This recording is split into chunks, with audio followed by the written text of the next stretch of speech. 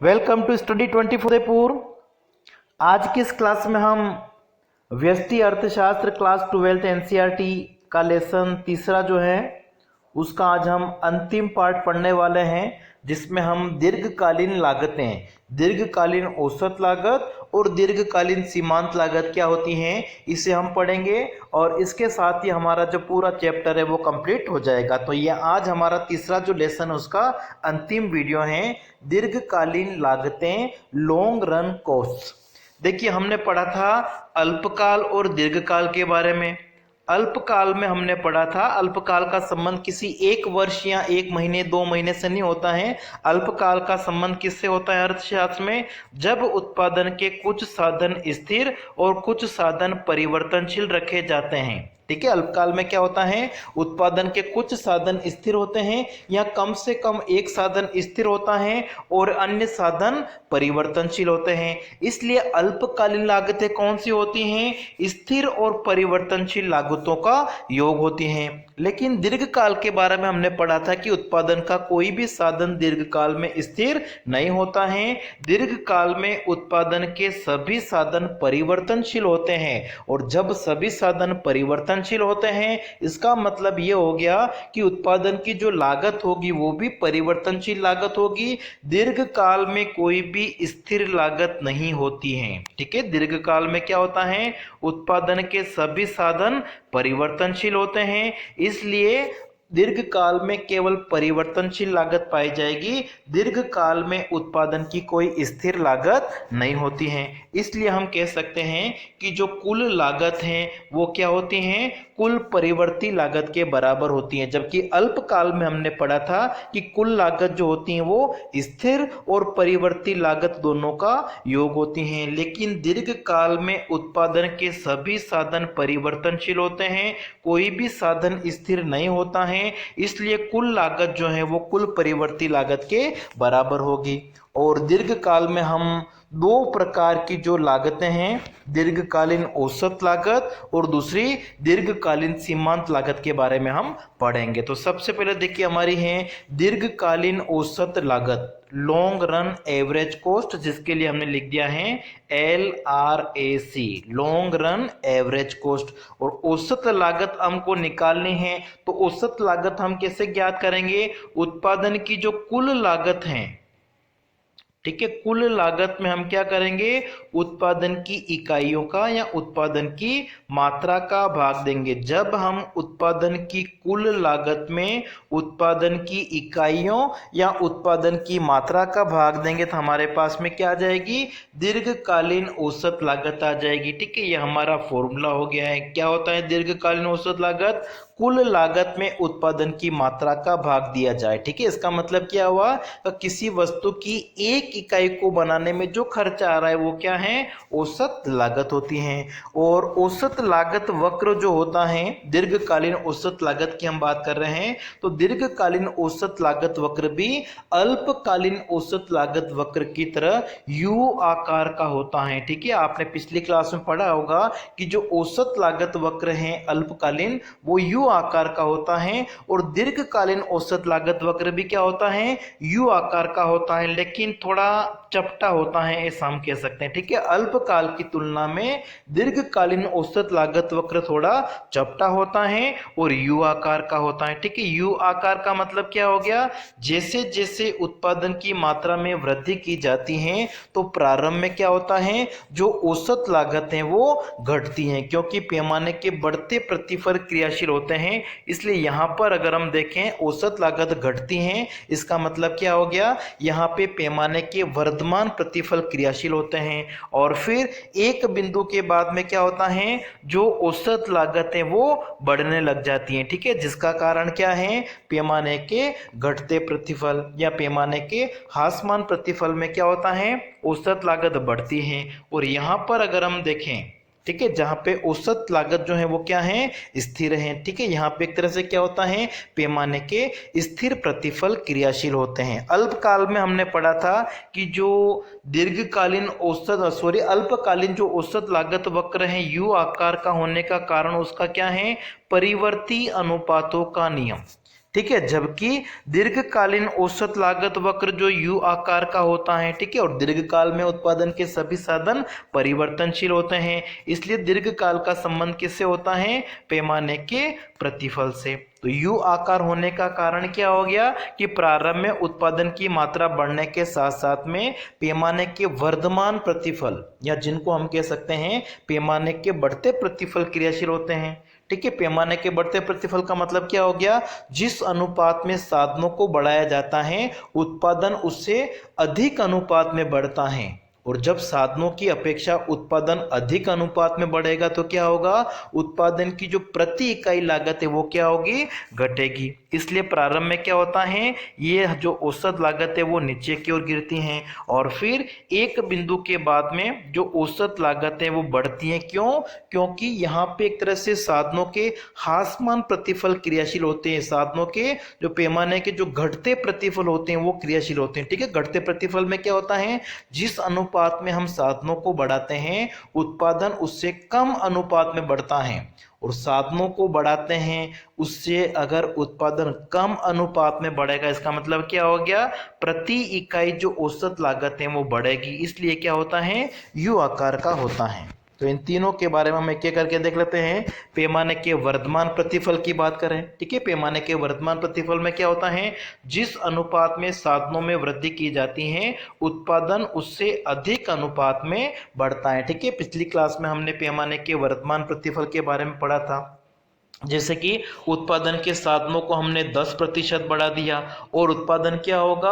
अगर 10% से ज़्यादा अनुपात में बढ़ जाए, माना कि 20%, 25%, 15%, 10% से अगर ज़्यादा अनुपात में बढ़ता है, माना कि अगर 20% की उत्पादन में वृद्धि हो जाती है तो इसको हम क्या कहते हैं? पैमाने के वर्धमान प्रतिफल।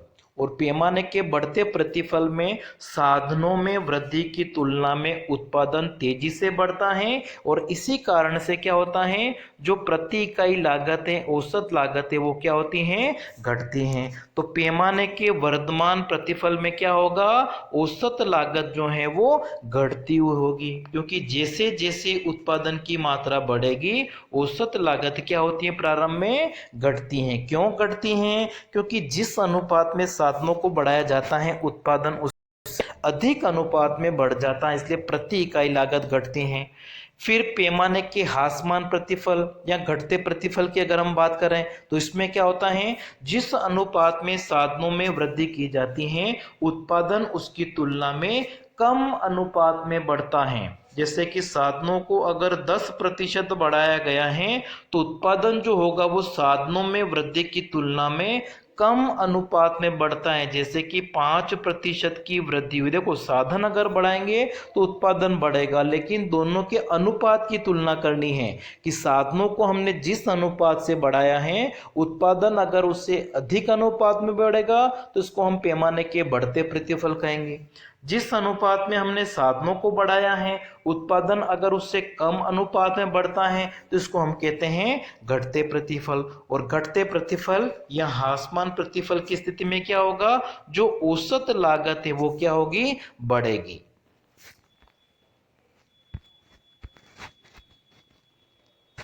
और तीसरा पैमाने के स्थिर प्रतिफल, ठीक है, जिसमें क्या होता है? औसत लागत स्थिर रहती हैं। जिस अनुपात में साधनों में वृद्धि की जाती है उत्पादन भी उसी अनुपात में बढ़ता है। जैसे कि साधनों को अगर 10% बढ़ाया गया है तो उत्पादन में भी 10% की ही वृद्धि होती है। जब साधनों में जिस अनुपात से वृद्धि की जाती है उत्पादन भी उसी अनुपात में अगर बढ़ेगा तो इसको हम क्या कहेंगे? पैमाने के स्थिर प्रतिफल। ठीक है, और जैसे जैसे उत्पादन बढ़ता है तो इसमें जो औसत लागत है वो स्थिर रहते हैं।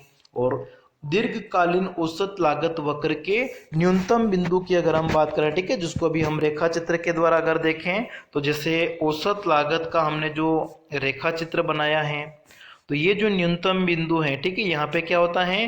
पैमाने के स्थिर प्रतिफल क्रियाशील होते हैं। ठीक है, ये औसत लागत का न्यूनतम बिंदु है। दीर्घकालीन औसत लागत का जो न्यूनतम बिंदु है यहाँ पे पैमाने के स्थिर प्रतिफल क्रियाशील होते हैं, और यहाँ पे क्या होता है? जो औसत लागत है वो एक तरह से क्या होती हैं? स्थिर होती हैं। दूसरा है हमारा सीमांत लागत।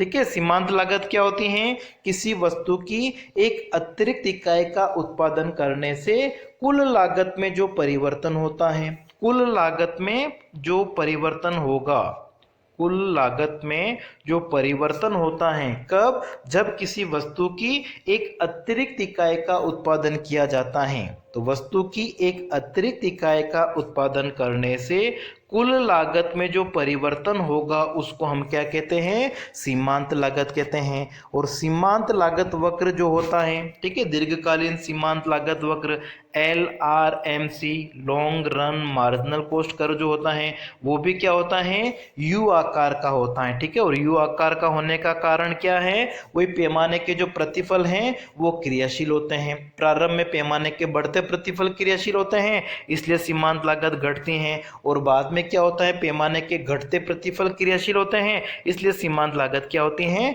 बढ़ती है। इसलिए सीमांत लागत वक्र भी यू आकार का होता है। और जब इन दोनों वक्रों को, दीर्घकालीन औसत लागत वक्र और दीर्घकालीन सीमांत लागत वक्रों को अगर हम साथ में देखेंगे तो दोनों में जो संबंध होता है, जो अल्पकाल में हमने संबंध पढ़ा था, वो ही संबंध दीर्घकाल में भी होता है। ठीक है। दोनों वक्रों को अगर आपको साथ में बनाना है तो ये हमने बना दिया औसत लागत, और इसके अंदर से ये आपने बना दिया सीमांत लागत। ठीक है। तो इस तरीके से आपको ये ग्राफ है, दोनों के बीच में संबंध होना चाहिए। ये जो अंदर वाला वक्र है वो कौन सा होगा? सीमांत लागत, और बाद वाला जो है वो कौन सा होगा? औसत लागत। दोनों में संबंध क्या है? जो हमने अल्पकाल में पढ़े थे वो ही संबंध दीर्घकाल में भी होंगे। सबसे पहला संबंध अगर हम देखें, ठीक है, रेखा चित्र में जो उत्पादन का Q1 स्तर है, यहाँ पर अगर हम देखें ये वाली स्थिति, तो जैसे जैसे उत्पादन की मात्रा में वृद्धि होती है तो प्रारंभ में क्या होता है? औसत लागत और सीमांत लागत दोनों घटती हैं। दीर्घकालीन औसत लागत और दीर्घकालीन सीमांत लागत दोनों घटती हैं, लेकिन सीमांत लागत जो होगी वो हमेशा तेजी से घटती हैं। इसलिए क्या होगा? जो औसत लागत है वो ज्यादा होगी सीमांत लागत की तुलना में। ठीक है। ये उत्पादन का जो Q1 स्तर है, यहां तक अगर हम देखें तो सबसे पहला क्या संबंध है? जब औसत लागत घटती है तो सीमांत लागत भी घटती है, और सीमांत लागत तेजी से घटती है, इसलिए क्या होता है? औसत लागत सीमांत लागत से अधिक होती है। फिर दूसरा संबंध अगर हम उत्पादन के Q1 स्तर के बाद में अगर देखें, ठीक है, Q1 के बाद में अगर हम देखें तो उत्पादन की मात्रा में वृद्धि के साथ में औसत लागत भी बढ़ती है और सीमांत लागत भी बढ़ती है। लेकिन सीमांत लागत वक्र ऊपर की तरफ है, इसका मतलब क्या हो गया? सीमांत लागत तेजी से बढ़ती है, और जब सीमांत लागत तेजी से बढ़ेगी इसका मतलब क्या हो गया? औसत लागत सीमांत लागत से कम होगी। या हम कह सकते हैं कि सीमांत लागत जो है वो औसत लागत से ज्यादा होगी, क्योंकि सीमांत लागत तेजी से बढ़ रही है। और तीसरा संबंध इस उत्पादन की Q1 स्तर पर अगर हम देखें, ठीक है, जहां पे औसत लागत क्या है? न्यूनतम है। तो जब औसत लागत, ठीक है, दीर्घकालीन औसत लागत न्यूनतम होती है तो वहां पे क्या होता है? सीमांत लागत औसत लागत के बराबर होती है। यहाँ जो दीर्घकालीन सीमांत लागत वक्र है वो दीर्घकालीन औसत लागत वक्र को उसके न्यूनतम बिंदु पर प्रतिच्छेद करता है।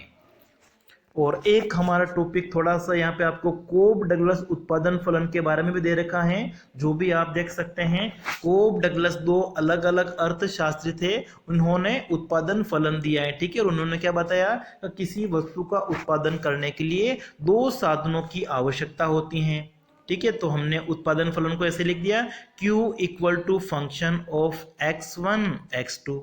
मतलब x1 x2 क्या है? उत्पादन के दो साधन हैं। तो किसी वस्तु की Q मात्रा अगर उत्पादित करनी है तो उसके लिए दो साधनों का प्रयोग किया जाएगा, x1 और x2। और इन्होंने क्या बताया था कि इनमें से अगर किसी एक साधन की मात्रा शून्य है तो उत्पादन भी क्या होगा?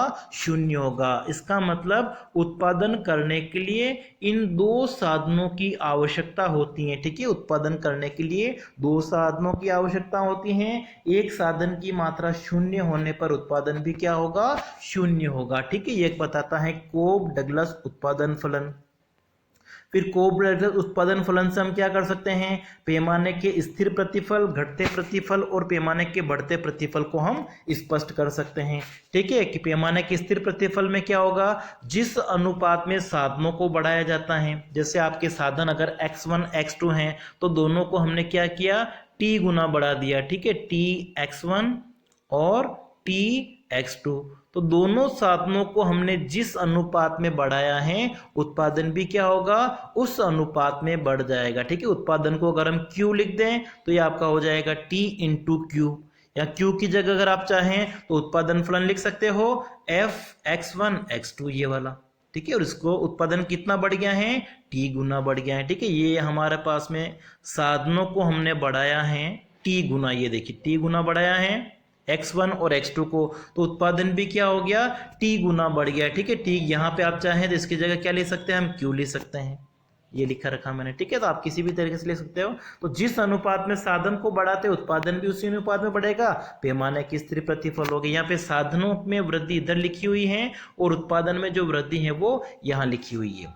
पैमाने के बढ़ते प्रतिफल में क्या होगा, जिस अनुपात में साधनों को बढ़ाते हैं उत्पादन जो होगा वो एक तरह से क्या होगा, उससे अधिक अनुपात में बढ़ेगा। ठीक है, यहाँ पे साधनों को हमने t गुना बढ़ाया है तो उत्पादन जो होगा, ठीक है, वो यहाँ पे निशान आप चेंज करना पड़ेगा, उत्पादन इधर लिखा हुआ है। ठीक है, तो उत्पादन क्या होगा, आपका ज्यादा बढ़ना चाहिए। पैमाने के बढ़ते प्रतिफल में क्या होता है, जिस अनुपात में साधनों को बढ़ाया जाता है उत्पादन क्या होता है, उससे अधिक अनुपात में बढ़ता है। और पैमाने के घटते प्रतिफल में अगर हम देखें तो ये हमने साधनों को बढ़ाया है t गुना, तो उत्पादन क्या हो गया, इसकी तुलना में घटते प्रतिफल में क्या होगा, कम बढ़ेगा। ठीक है, यहाँ पे साधनों को हमने ज्यादा बढ़ाया है और उत्पादन जो है वो कम बढ़ा है। उत्पादन में अगर कम वृद्धि होती है तो इसको हम कहते हैं पैमाने के घटते प्रतिफल, और जब साधनों की तुलना में उत्पादन में अधिक अनुपात में वृद्धि होगी तो इसको हम क्या कहेंगे, पैमाने के बढ़ते प्रतिफल। तो ये चैप्टर हमारा जो है आज कंप्लीट हो गया है। Thank you.